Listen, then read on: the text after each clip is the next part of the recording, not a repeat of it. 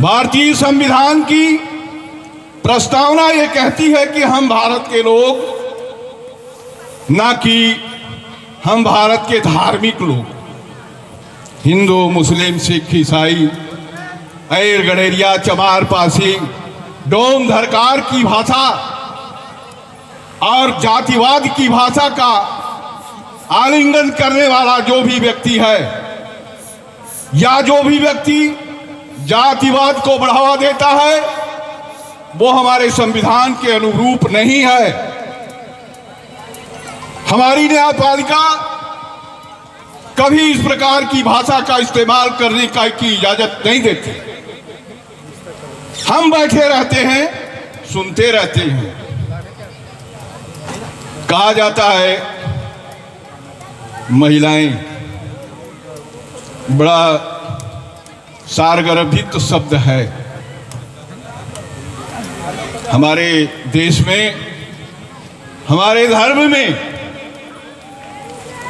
माता तो है मगर पिता नहीं है। कहे हैं हमारे, इससे पूर्व मौर्य जी ने बताया भी, बाबा का नारा भी लगाया। यहां बाबा माने दूसरा बाबा है जो आपका घर गिरा देता है। तो ऐसा ना समझें,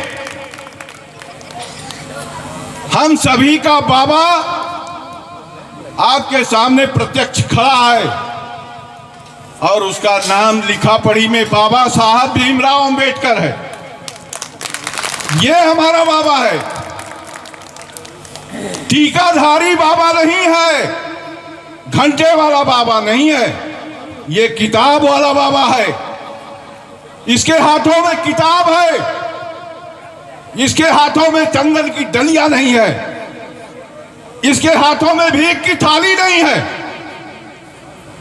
इसके माथे पर, इसके हाथों में, इसके दिमाग में, इनके पैरों में जो कुछ भी है वो ताकत से भरा हुआ, एक सम्मान भरा हुआ एक ऐसा संविधान है जिसको सभी लोग नमन भी करते हैं और उसके आगे नतमस्तक भी रहते हैं। रहा सवाल, यहां थोड़ी सी एक बात कह देना चाहूंगा, थोड़ी सी महिलाएं नाराज होंगी।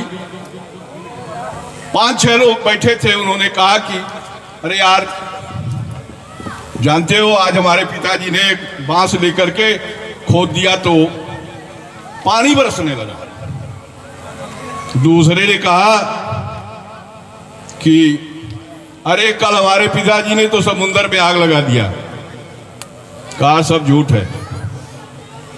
तीसरे ने कहा आज हमने एक अचंभा देखा, 8-10 महिलाएं बैठी थी मगर वो बिल्कुल चुप थी, बोल नहीं रही थी। तो तीनों ने कहा कि यह हो ही नहीं सकता कि महिलाएं उपस्थित हो और बोले ना।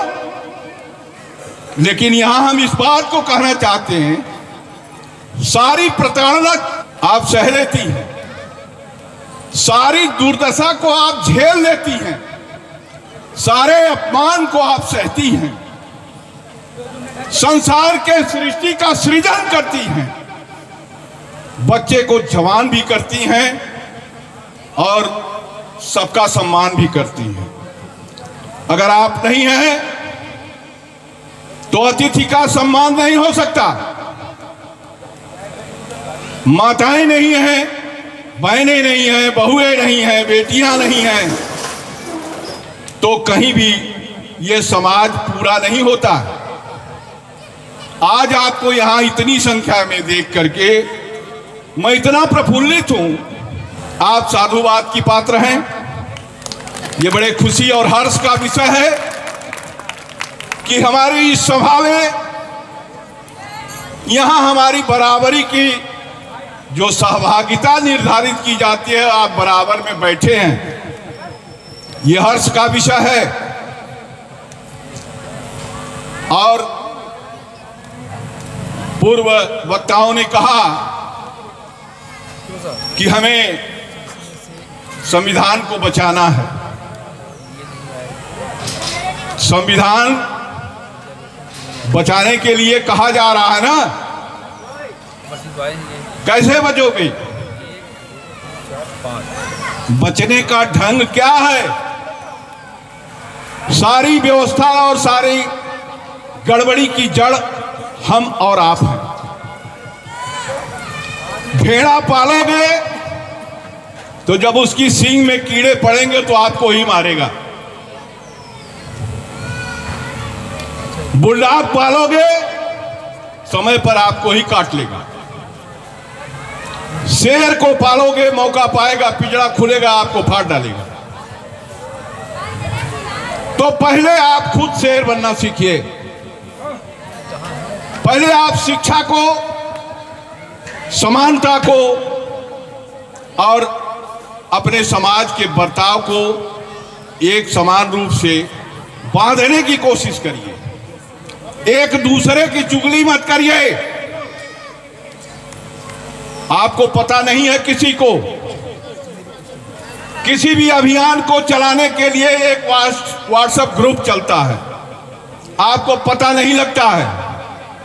वो वर्ग विशेष के यहां आ जाता है और वो लोग झोला पकड़ करके एक दूसरे को संबोधित करते हैं, बता देते हैं कि आज ये काम होगा।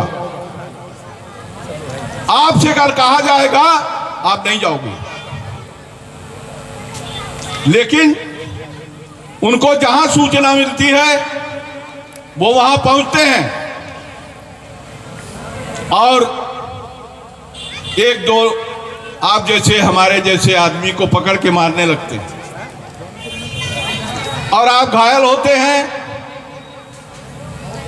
आपको दुख होता है, मर भी सकते हैं। आज तक उस विभाग या उस संप्रदाय का कोई भी आदमी मारा गया? गौर करिए। और मारने वाला कौन है, इस पे भी गौर करिए। मैं पिछड़े वर्ग के लोगों से कहना चाहूंगा, वैसे भी मैं पिछड़े वर्ग से ही आता हूं, लेकिन मैं वो व्यक्ति हूं जो कहा नहीं जा सकता है और हम प्रचार भी नहीं करते। हम दूसरे के सहारे और भरोसे की इच्छा नहीं करते हैं। शक्ति स्वयं की बाड़ी से आती है, स्वयं के दिमाग से आती है, स्वयं की भाषा से आती है। लड़ाई अपने हाथ से लड़ी जाती है, दूसरे के सहयोग से नहीं। हमारे यहाँ पूर्वांचल में लोग कहते हैं गुहार से मार नहीं होती। ठीक है, तो आप खुद लड़ना सीखिए, खुद को बचाइए, विचार करिए। किसी कवि ने कहा था, विचार लो कि मरते हो न मृत्यु से डरो कभी, मरो परंतु यो मरो की याद जो करे सभी। तो आप ऐसा भाव लाइए, मरने को तत्पर रहिए। अपने समाज, अपने संविधान, अपने देश और अपने पुरखों की विरासत को बचाने की कोशिश करिए। आप दुबक कर बैठेंगे तो ये नन्हे मुन्ने मारे जाएंगे, मूछें काट ली जाएंगी, घोड़ी से फेंक दिया जाएगा। संविधान ये करने का किसी को अधिकार नहीं देता है। संविधान को पढ़िए, संविधान के प्रति आप आरूढ़ रहिए और किसी भी काम को करने के लिए स्वयं की अपनी आत्मशक्ति का प्रयोग करिए। पड़ोसी से झगड़ा करने के लिए तो चाकू लाठी लेके दौड़ लेते हो, और आपका भाई कहीं मारा जा रहा है, आप नहीं जाते हैं। क्यों नहीं सड़क घेरते? क्या ऐसी परेशानी आ गई है कि आप मुर्दे जैसे बैठे हैं? जागिए, जागोगे नहीं तो समय दूर नहीं है, जिस घर में रहते हो उसमें रह नहीं पाओगे। आज इस क्षेत्र की कॉलोनी में जहां आप रहते हो, इसको मैंने 40 साल पहले से देखा है। ये वो कॉलोनियां हैं जिसमें महिलाओं का शव लटका रहता था। कोई जांच नहीं होती थी, पुरुषों का शव रखा रहता था, अवैध थी, और जो गुंडे थे वो इसी में रहते थे, व्यभिचार करते थे। आज आप इसमें रह रहे हो, जरूर लगा लो चूना, लगा लो डिस्टेंपर और पेंट, लेकिन वो दिन दूर नहीं है। ध्यान रखना, इस बात को नोट करके रख देना कि कोई कह रहा था बहुत जल्द ही एक समय ऐसा आएगा कि इसे खींच के बाहर कर दिए जाओगे, बुलडोजर चलेगा, गिरा दी जाएगी, सरकारी है, बता देंगे कि पुनः निर्माण होगा और आपको यह आवंटन नहीं होगा। हवा में मत रहिएगा। आप जो 5 किलो अनाज और 150-500 रुपए सिलेंडर और खाता है और तमाम किस्म की योजना के भाव में पड़े हैं, एक योजना नहीं मिलेगी। जब सिलेंडर मिला था तो दाम 400 था, जब आपके पास पहुंच गया तो उसका दाम 1100 होगा। जब आपका पति 300 कमा रहा था तब सिलेंडर 400 में था। जब आपका पति 400 और 500 रुपया कमा रहा, मैं एक लेबर की बात कर रहा हूं, मैं लेबर वर्ग का आदमी, जब वो 400-500 कमा रहा तो सिलेंडर 1100 का। कितना सिलेंडर भराओगी भाई, बताइए हमको। 2-4 जो दलाल किस्म के लोग होते हैं, उसमें कुछ माताएं बहनें भी होती हैं, टीवी पर, पिक्चर पर, कैमरे पर खड़ी होती हैं कि बड़ा अच्छा है, अब चूल्हा नहीं जलाना पड़ता, आंख नहीं खराब है। तो चूल्हा पर जलाने के लिए पैसा चाहिए ना। ये बताती हो कि चूल्हा जलाने के लिए गैस कहां से आएगी, और गैस नहीं है तो चूल्हा ठंडा। चूल्हा ठंडा तो तावा उधर फेंका है, कढ़ैया उधर फेंकी है, उलाहना पति जी के पास है,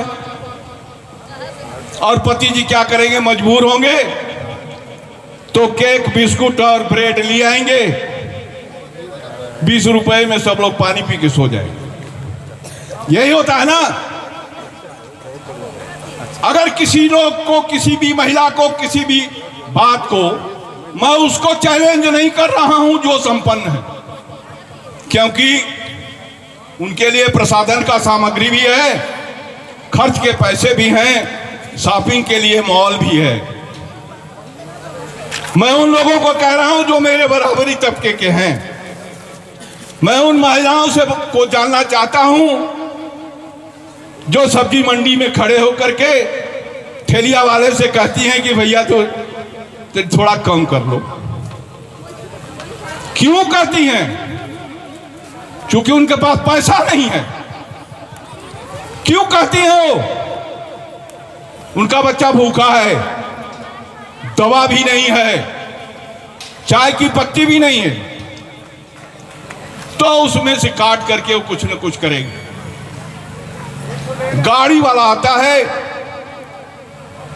बता देगा कि 1 किलो आलू, गोभी, प्याज, मटर, टमाटर, फलाना धमाका बांधे, कै रुपया हुआ बाबूजी? 500। फेंक दिए, 500 की नोट चली गई। लेकिन जिसका पति कुल 300 लेके आया है,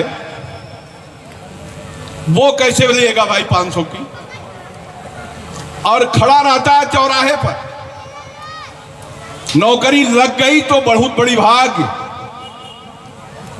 अभाग्य है जो हमारे घर के पुरुष अथवा पुत्र पुत्रियां या बेटियां बहुएं नौकरी कर रही हैं, और उस नौकरी के घमंड में ये ना सोचें कि मेरे पास तो है। आप सुखी तब हैं जब आपका पड़ोस सुखी है। अगर पड़ोस दुखी है तो आपको नींद नहीं आएगी। आप लोग बताइए जरा सा, आपके पड़ोस में एक दारू वाला आ करके और बमवाते जा रहा हो, आप सो पाएंगी? नहीं सो पाएंगी। ये घटना हम लोगों के सामने तमाम होती है। कॉलोनी के हर कोने पर एक दारू वाला जरूर है। वो नहीं है तो दुकान खुल गई है, स्कूल नहीं खुला। हर दलित, हर पिछड़े गांव के पीछे, हर उस जगह पे जहां मजदूर वर्ग रहता है, उस जगह पे एक दारू की दुकान खुल गई। और ये दुकान खोलने वाले जो भेड़े हैं, ये अपना पैसा लगा के और हमारे आपके परिवार की जिंदगी को बर्बाद करते हैं। और आप हम उन्हीं को शाबाशी देते हैं, उन्हीं से कहते हैं कि अरे भाई फलाने भैया बहुत अच्छा है। क्या है? 100-200 दे दिया। 200-500 रुपए लेकर के आप अपना वोट बेच देते हैं। और वोट को बेचने वाले गद्दार को मैं ये कहना चाहूंगा, 500 रुपए में अपनी जमीन बेचने वाला अपने असली बाप की औलाद नहीं हो सकता। वो अपनी असली कुल की और अपने उनका कभी भी वारिस नहीं हो सकता। ऐसे गद्दारों से होशियार रहिए। अपने वोट को मत बेचिए, अपने जमीर को मत बेचिए। आप पैसा लेकर के उस आदमी को वोट देते हैं जो संसद में बैठ करके आपकी सारी सुविधाओं को खा लेता है। पौरुष नहीं है, संगठन की उतनी शक्ति नहीं है। लेकिन हम जिनको चुन के भेजे हैं, जो वहां बैठ के पेंशन की व्यवस्था कर ले रहे हैं और एक लग्जरी गाड़ी से चल रहे हैं, क्षेत्र में आवे तो उनको फिर उनका बढ़िया वाला स्वागत होना चाहिए कि गए थे 5 साल पेंशन लिए, वेतन लिए, तुमने हमारे लिए किया क्या? है कोई पूछने वाला? हमारे बीच के 4 उचक्के खड़े हो जाएंगे, भैया आया है, भैया आया है, पीछे पीछे लग जाएंगे। तो उनको पहचानिए, उन गद्दारों को पहचानिए जो किसी भी नेता परेता के साथ मिलकर के आपके वजूद की लड़ाई को खत्म करता है, आपके जीवन को बर्बाद करता है, आपके बच्चों की शिक्षा और स्वास्थ्य की व्यवस्था को नष्ट करता है। ऐसे आदमी का आप सामाजिक बहिष्कार करिए, लड़िए। जेल ही तो जाओगे यार, नहीं 2 बार 1 बार रोटी तो मिलेगी। सड़क पर पुलिस वाले 4 डंडा मार देते हैं, वैसे ही जेल वाले 2 डंडा मारेंगे। क्या करना है? इसलिए कि हम तो मार खाते चले ही आए हैं। इस बात को आप गौर करिए ना। यहां से जाने के बाद सारी बात ठंडे बस्ते में।